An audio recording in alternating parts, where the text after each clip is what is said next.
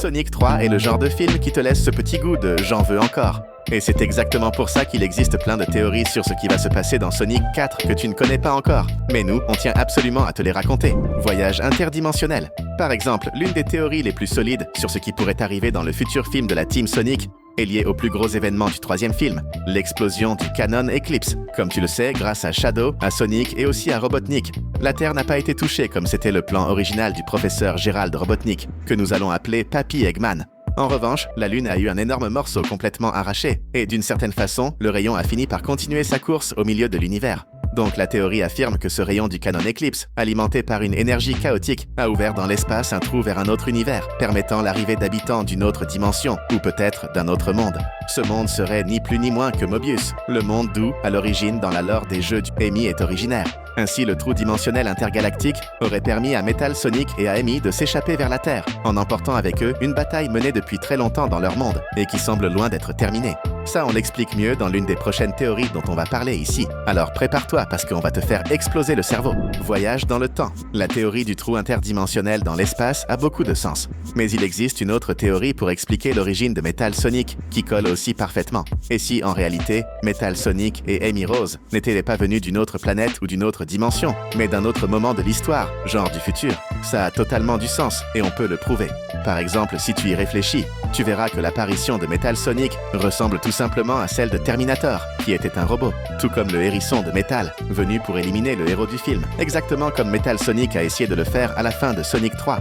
En plus, on dirait qu'Amy Rose savait très bien qui était Sonic quand elle l'a sauvé, ce qui montre qu'elle avait déjà des infos sur lui, et ce serait beaucoup plus simple si le hérisson bleu était quelqu'un de très connu dans le futur. Et pour cette raison, elle a peut-être été envoyée par quelqu'un pour protéger Sonic de cette attaque de multiples Metal Sonic. Mais comment ces deux personnages seraient-ils venus du futur? On n'en est pas sûr, mais ça sent la GUN et le docteur Eggman à plein nez, tu ne trouves pas?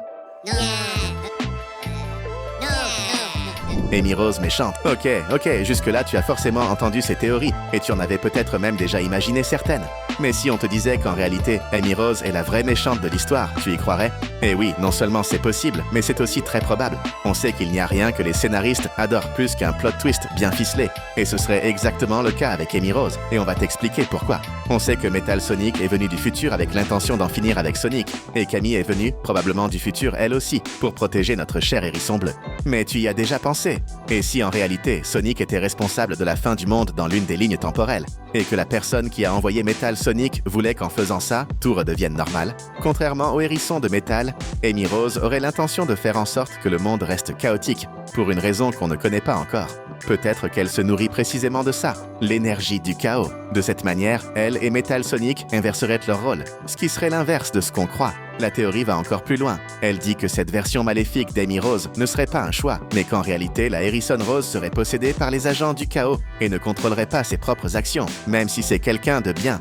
Tout ça se tient, donc si c'est vrai, Sonic 4 nous réserve l'un des plus gros plot twists des films d'animation de tous les temps. La GUN a créé Metal Sonic. En revenant sur l'autre nouveau personnage déjà confirmé dans Sonic 4, Metal Sonic, beaucoup de gens théorisent sur son origine et sur qui l'aurait créé, parce qu'on sait que les films ne suivent pas exactement la même lore que les jeux et les comics, d'où la possibilité, très solide d'ailleurs, que le hérisson de métal n'ait pas été créé par le docteur Robotnik, comme c'est souvent le cas dans les autres médias Sonic, mais par une organisation bien plus puissante et étendue, la GUN. Au début, on sait que la GUN apparaît comme l'organisation qui finance Robotnik dans sa chasse à Sonic à Green Hills. Dans le deuxième film, ils entrent eux-mêmes en conflit avec Eggman et tentent de l'arrêter. Mais si tu as vu Sonic 3, tu sais que la GUN est devenue beaucoup plus une ennemie de la Team Sonic qu'une alliée. Surtout après l'assassinat du commandant Walters, commis par Shadow, manipulé par le professeur Gérald Robotnik. Sauf que la GUN croit que la Team Sonic est responsable et lance un ordre de capture contre le trio de héros. Et même après que les trois aient sauvé la Terre de la destruction, c'est très facile d'imaginer que la GU voit Sonic, Knuckles comme des menaces pour l'humanité. C'est pour ça que l'organisation pourrait très bien avoir utilisé les piquants récupérés par Eggman comme source d'énergie pour créer les machines de destruction parfaites, une armée de Metal Sonic, Robotnik alternatif. En partant maintenant sur une autre piste, imaginons que ce ne soit ni la GUN ni notre Robotnik qui ait créé Metal Sonic dans l'univers des films du hérisson bleu. En réalité, ce serait quelqu'un qu'aucun de nous n'a jamais vu ou connu jusqu'ici, le Robotnik d'une autre dimension. Comme on l'a dit au début de la vidéo, l'explosion ou le rayon du canon Eclipse pourrait avoir été le déclencheur qui a ouvert un portail interdimensionnel par lequel Metal Sonic et Amy Rose seraient arrivés sur notre Terre. Dans cette autre dimension, il pourrait très bien exister un autre Dr Eggman qui, là-bas, a non seulement réussi à vaincre le Sonic de ce multivers, mais a aussi utilisé ses piquants pour créer sa propre armée de Metal Sonics. En se rendant compte qu'il pourrait exister d'autres Sonic dans d'autres dimensions capables de menacer sa position d'empereur de la Terre, il envoie ses sbires Metal Sonic pour éliminer notre Sonic. Ça a totalement du sens. Maintenant, on a un petit conseil pour toi. Clique juste en dessous sur le bouton d'abonnement. Comme ça, tu as encore moins de chances de passer à côté de nos prochaines vidéos. Robotnik alternatif, mais il existe aussi une autre possibilité.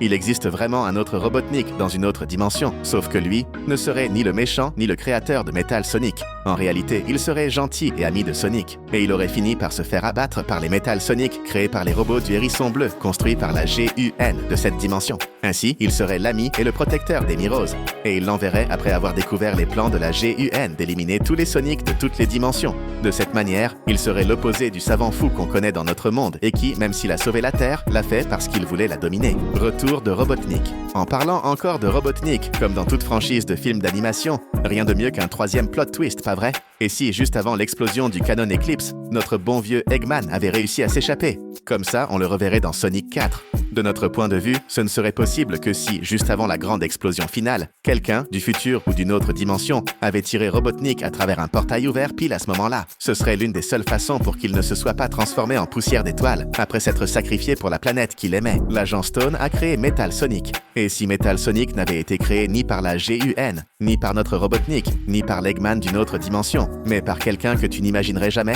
Eh oui, on parle de lui, l'agent Stone. Complètement obsédé par le docteur Robotnik, au point de l'idolâtrer, l'agent Stone a toujours été dans le labo du méchant et a forcément accès à tous ses plans et projets, aussi bien ceux qui ont été réalisés que ceux qui sont restés sur le papier. Ce n'est pas difficile d'imaginer que Stone ait été complètement anéanti à la fin de Sonic 3, en perdant son mentor adoré. Après ça, sans aucun doute, il se serait rendu à la base d'opération de Robotnik, avec un mélange de tristesse et de colère dans le cœur, pour nettoyer l'endroit et mettre en sécurité tout ce qu'Eggman avait prévu, mais n'a pas eu le temps de concrétiser. En triant les fichiers de son maître, Stone aurait très bien pu tomber sur le projet innovant appelé Metal Sonic, où tout était prêt pour lancer la production de celui qui serait capable de vaincre une bonne fois pour toutes celui que Stone considérait comme directement responsable de la mort d'Eggman, Sonic. Alors il commencerait la production en masse de prototypes. Mais pour atteindre le niveau nécessaire pour vaincre Sonic, plusieurs Metal Sonic auraient fini détruits par le Hérisson Bleu, et les suivants auraient eu leurs défauts corrigés, au point que des années passent, jusqu'à ce que Stone réussisse enfin à créer le hérisson de métal, capable d'en finir avec Sonic et ses amis.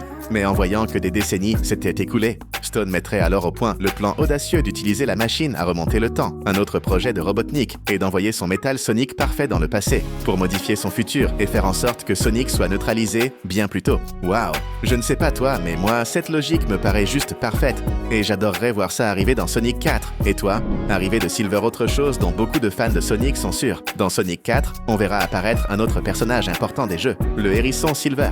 Si tu ne le sais pas, Silver est un hérisson venu du futur qui apparaît pour la première fois dans le jeu Sonic the Hedgehog de 2006, et il est connu pour ses pouvoirs psychiques, comme la télékinésie. Silver vient d'une ligne temporelle où le monde est en ruine et où les villes sont détruites. En plus, l'humanité vit sous une menace constante, parce que ce futur apocalyptique a été causé par une énorme catastrophe générée par une entité appelée Iblis. À un moment donné de ce futur terrifiant, Silver est convaincu par un être dont on va parler juste après, que le véritable responsable de toute cette souffrance était un hérisson qui a vécu dans le passé et qui s'appelle, devine quoi, Sonic. C'est pour ça que Silver remonte le temps avec un seul objectif, mettre fin à la vie de Sonic, si tu vois ce que je veux dire. C'est un point important du jeu de 2006, et il est tout à fait possible que Silver apparaisse dans Sonic 4 en suivant cette même ligne de la jeu. Cependant, il y a de grandes chances, comme c'est souvent le cas dans les films du Hérisson Bleu, qu'il ne soit montré que dans la scène post-générique, tout à la fin, en faisant déjà le lien avec Sonic 5, parce qu'on sait que, du moins jusqu'à présent, 6 films Sonic seront produits. Nouvelle menace. Tu te souviens quand on a dit que, dans le futur, Silver avait été trompé par un autre être dans le jeu Sonic the Hedgehog de 2006 pour tenter de tuer Sonic dans le présent?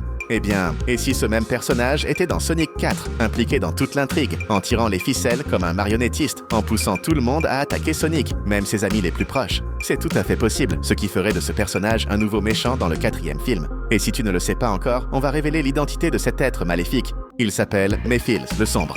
Un véritable mal incarné, Méphil a été créé pendant le projet Solaris, où le dieu Solaris a été divisé en deux entités. Iblis, représentant sa puissance brute, et Méphil, son esprit et sa conscience. D'une manière ou d'une autre, Méphil pourrait apparaître, semer un chaos total, être le méchant caché de Sonic 4 et devenir le méchant principal de Sonic 5, déjà avec la présence de Silver dans l'intrigue. Je ne sais pas toi, mais moi, je trouverais ça juste incroyable. Comme dirait Bugs Bunny, c'est tout les amis. Ou peut-être pas. On te propose 2 autres vidéos pour rester avec nous. Et crois-moi, ça vaut vraiment le coup. À très bientôt.